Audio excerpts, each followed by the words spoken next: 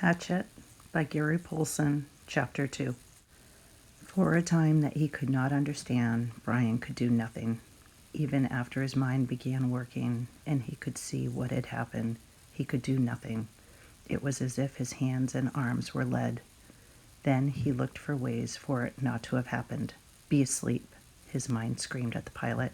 Just be asleep and your eyes will open now, and your hands will take the controls and your feet will move the pedals. But it did not happen.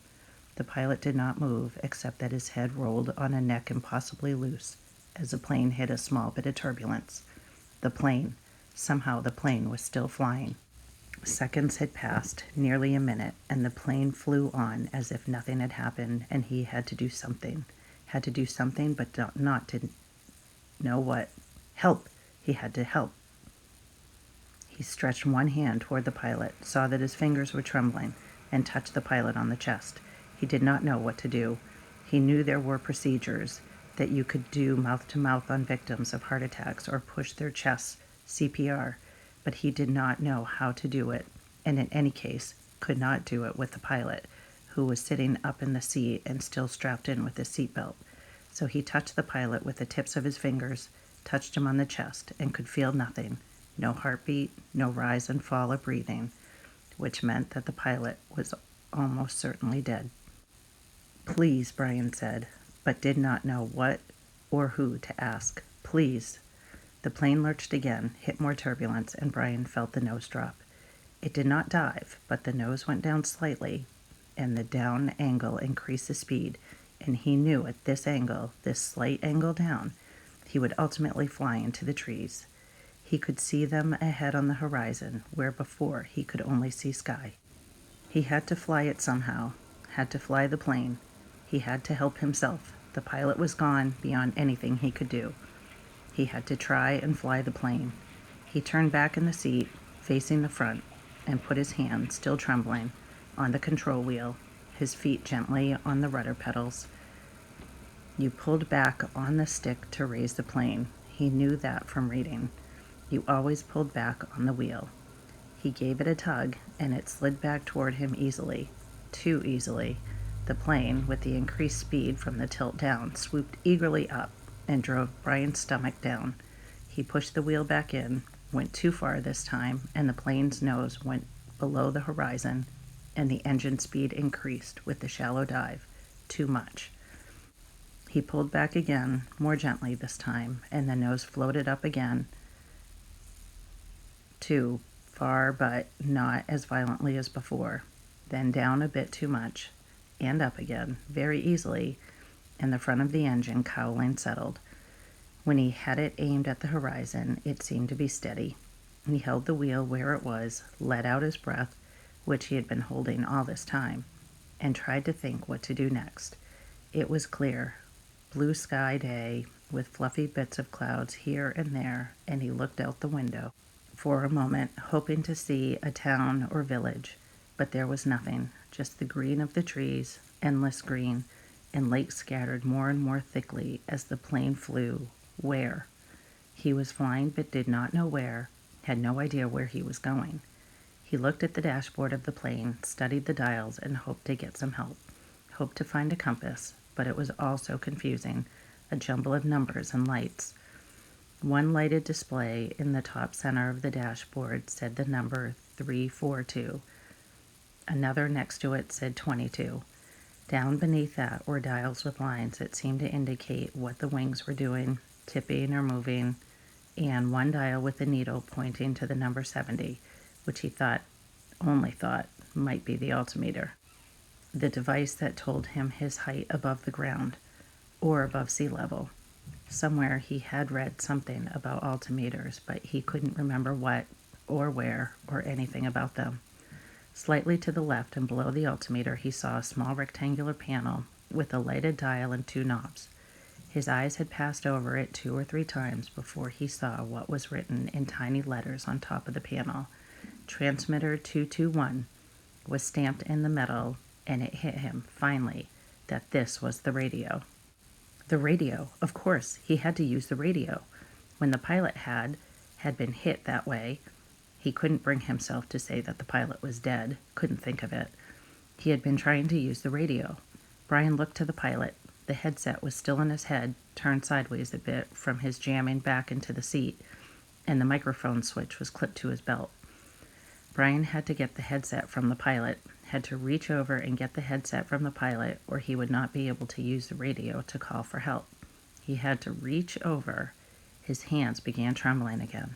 He did not want to touch the pilot, did not want to reach for him, but he had to get the radio. He lifted his hands from the wheel just slightly and held them, waiting to see what would happen. The plane flew on normally, smoothly. All right, he thought, now to do this thing. He turned and reached for the headset, slid it from the pilot's head, one eye on the plane, waiting for it to dive. The headset came easily, but the microphone switch at the pilot's belt was jammed in, and he had to pull it to get it loose. When he pulled, his elbow bumped the wheel and pushed it in, and the plane started down in a shallow dive. Brian grabbed the wheel and pulled it back, too hard again, and the plane went through another series of stomach-wrenching swoops up and down before he could get it under control. When things had settled again, he pulled at the mic cord once more, and at last jerked the cord free. It took him another second or two to place the headset on his own head and position the small microphone tube in front of his mouth. He had seen the pilot use it, had seen him depress the switch at his belt, so Brian pushed the switch in and blew into the mic. He heard the sound of his breath in the headset. "Hello, is anybody there? Listening to this? Hello?" He repeated 2 or 3 times and then waited, but heard nothing except his own breathing. Panic came then. He had been afraid, had been stopped with the terror of what was happening. But now panic came, and he began to scream into the microphone, scream over and over. "Help! Somebody help me! I'm in this plane and don't know. And he started crying with the screams, crying and slamming his hands against the wheel of the plane, causing it to jerk down, then back up. But again, he heard nothing but the sound of his own sobs in the microphone, his own screams mocking him, coming back into his ears. The microphone, awareness cut into him. He had used the CB radio in his uncle's pickup once. You had to turn the mic switch off to hear somebody else. He reached to his belt and released the switch. For a second, all he heard was a shh of the empty airwaves. Then, through the noise and static, he heard a voice. "Whoever is calling on this radio net, I repeat, release your mic switch. You are covering me. You are covering me. Over." It stopped and Brian hit the mic switch. I hear you, this is me." He released the switch. "Roger, I have you now." The voice was very faint and breaking up. "Please state your difficulty and location, and say over to signal end of transmission. Over." Please state my difficulty, Brian thought. God, my difficulty? I am in a plane with a pilot who has had a heart attack or something. He can't fly, and I don't know how to fly. Help me, help. He turned his mic off without ending transmission properly. There was a moment's hesitation before the answer. Your signal is breaking up, and I lost most of it. Understand, pilot. You can't fly. Correct. Over? Brian could barely hear him now. Heard mostly noise and static. That's right. I can't fly. The plane is flying now, but I don't know how much longer. Over. Lost signal. Your location, please. Flight number. Location. Vrr.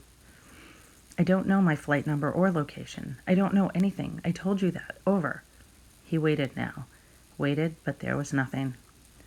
Once, for a second, he thought he heard a break in the noise, some part of a word, but it could have been static. 2, 3 minutes, 10 minutes. The plane roared and Brian listened, but heard no one. Then he hit the switch again. I do not know my flight number. My name is Brian Robeson, and we have left Hampton, New York, headed for the Canadian oil fields to visit my father, and I do not know how to fly an airplane, and the pilot... He let go of the mic. His voice was starting to rattle, and he felt as if he might start screaming at any second. He took a deep breath. If there is anybody listening who can help me fly this plane, please answer. Again, he released the mic, but heard nothing but the hissing of noise in the headset.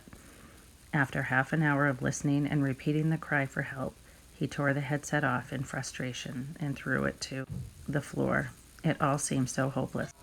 Even if he did get somebody, what could anybody do? Tell him to be careful? also hopeless. He tried to figure out the dials again. He thought he might know which was speed. It was a lighted number that read 160, but he didn't know if that was actual miles an hour or kilometers, or if it just meant how fast the plane was moving through the air and not over the ground. He knew airspeed was different than ground speed, but did not know by how much. Parts of books he'd read about flying came to him, how wings worked, how the propeller pulled the plane through the sky, simple things that wouldn't help him now. Nothing could help him now. An hour passed. He picked up the headset and tried again. It was, he knew, in the end all he had, but there was no answer. He felt like a prisoner, kept in a small cell that was hurtling through the sky at what he thought might be 160 miles an hour. Headed, he didn't know where, just headed somewhere until, there it was. Until what? Until he ran out of fuel. When the plane ran out of fuel, it would go down, period. Or he could pull the throttle out and make it go down now. He had seen the pilot push the throttle in to increase speed. If he pulled the throttle back out, the engine would slow down and the plane would go down. Those were his choices. He could wait for the plane to run out of gas and fall, or he could push the throttle in and make it happen sooner. If he waited for the plane to run out of fuel, he would go farther, but he did not know which way he was moving. When the pilot had jerked, he had moved the plane, but Brian could not remember how much of it had come back to its original course. Since he did not know the original course anyway, and could only guess at which display might be the compass, the one reading 342, he did not know where he had been or where he was going, so it didn't make much difference if he went down now or waited. Everything in him rebelled against stopping the engine and falling now. He had a vague feeling that he was wrong to keep heading as the plane was heading, a feeling that he might be going off in the wrong direction, but he could not bring himself to stop the engine and fall. Now he was safe, or safer than if it went down. The plane was flying. He was still breathing.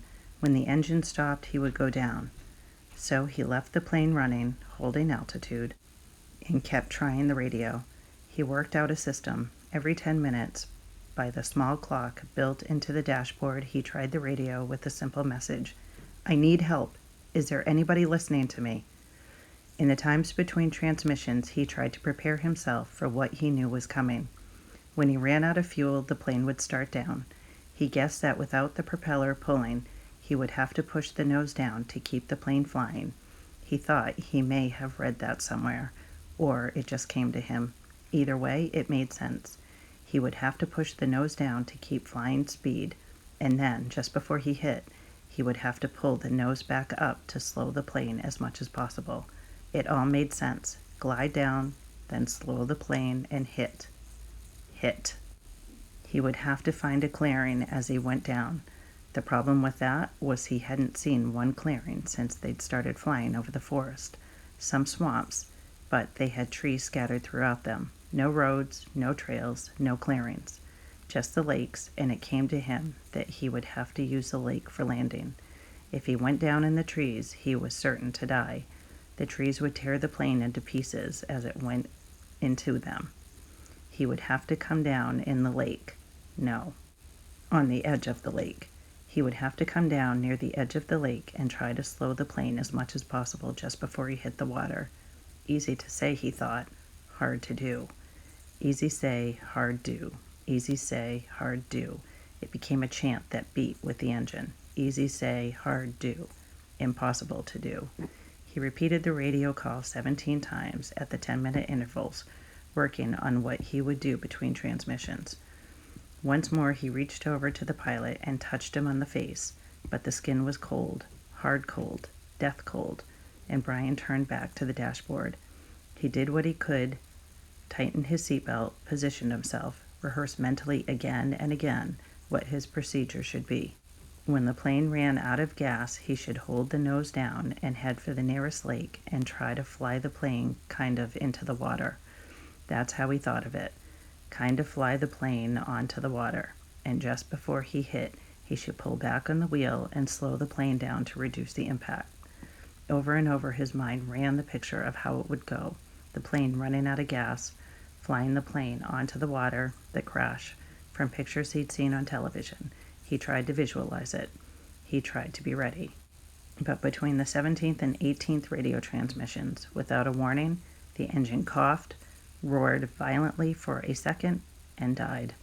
There was a sudden silence, cut only by the sound of the windmill propeller and the wind past the cockpit.